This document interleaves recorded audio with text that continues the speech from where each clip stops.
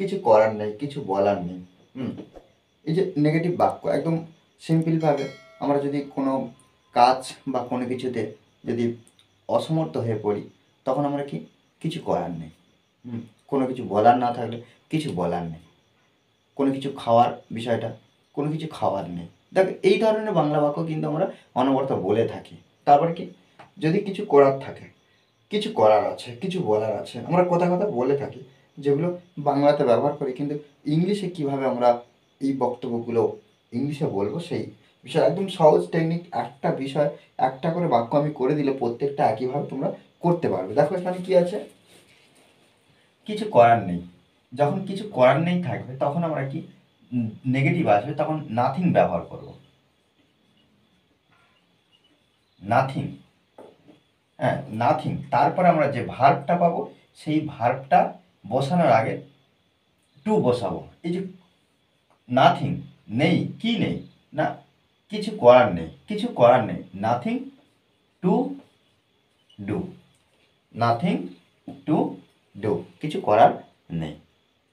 তারপরে কি, কিছু বলার নেই। তাহলে আমরা এখানে কি ব্যবহার করতে পারি, নাথিং টু, বলার ইংরেজি কি সে, নাথিং টু সে, কিছু বলার নেই। এইভাবে কিন্তু প্রত্যেকটা নেগেটিভ আমরা বাক্য তৈরি করতে পারবো।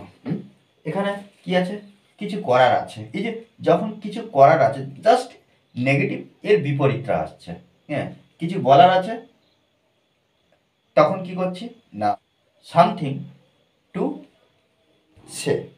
এখানে যেমন আমরা নাথিং টু সে, কিছু বলার নেই, কিছু বলার আছে, তখন আমরা কি করছি না, নাথিং এর পরিবর্তে কি করছি না, something, something, something to say. Okay, something to say, কিছু বলার আছে, কিছু করার আছে, এটা যখন করব তখন সামথিং টু ডু। একইভাবে সামথিং টু ডু, কিছু করার আছে, কিছু শেখার আছে। আমরা শেখার ইংরেজি কি, লার্ন জানি, লার্ন, তাহলে সামথিং টু লার্ন। কিছু পড়ার আছে, সামথিং টু রিড। কিছু চাওয়ার আছে, সামথিং টু ওয়ান্ট। এইভাবে কিন্তু প্রত্যেকটা আমাদেরকে করতে হবে। তাহলে আমি এই বাক্যগুলো আগে করে দিই, সামথিং, সামথিং টু লার্ন।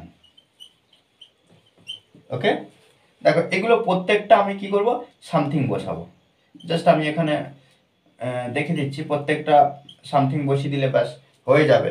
এই যে পড়ার, তাহলে টু রিড, লেখা, লিখা, তাহলে টু রাইট। অর্থাৎ আমাদের V1 বসাতে হবে, প্রেজেন্ট ফর্মে বসাতে হবে, যে ভার্বটা আমরা পাবো। তাহলে কিছু খাওয়ার আছে, সামথিং টু ইট। কিছু চাওয়ার আছে, সামথিং টু ওয়ান্ট।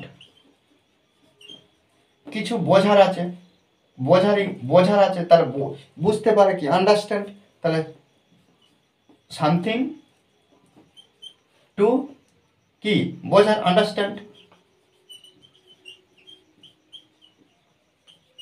ওকে, এখানে এইভাবে কিন্তু বাক্যগুলো আমাকে তৈরি করতে হচ্ছে। কিছু শেখার, এখানে দেখো কিছু শেখার নেই, কিছু শেখার নেই, তাহলে আমরা কি করব, nothing to learn, nothing to learn. একইভাবে আমরা কি প্রত্যেকবারে কি করব, নাথিং বসাবো। আমি জাস্ট এটা দেখিয়ে দিলাম। প্রত্যেকটা কি করব না, নাথিং এর পরে, নাথিং না নেগেটিভ আমরা বলছি, নাথিং টু রিড, কিছু পড়ার নেই, কিছু লেখার নেই, তাহলে টু রাইট।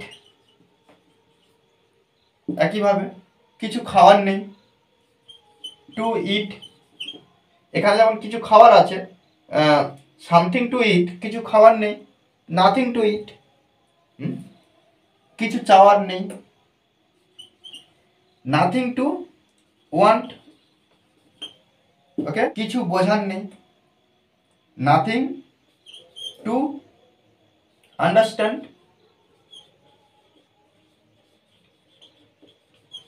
ওকে, দেখো এইভাবে কিন্তু আমাদেরকে এই ধরনের বাংলা বাক্যগুলো যেগুলো নেগেটিভ বা পজিটিভে বোঝাবে সেগুলো আমরা এইভাবে ট্রান্সলেট করব। এগুলো কি করতে হবে না, আমাদের প্র্যাকটিস করতে হবে এবং সবসময় বলতে হবে। ওকে, আর এই ধরনের প্র্যাকটিস ক্লাস অনবরত পাওয়ার জন্য অবশ্যই চ্যানেলটি সাবস্ক্রাইব করে পাশে থাকবেন। Okay, thanks for watching this video.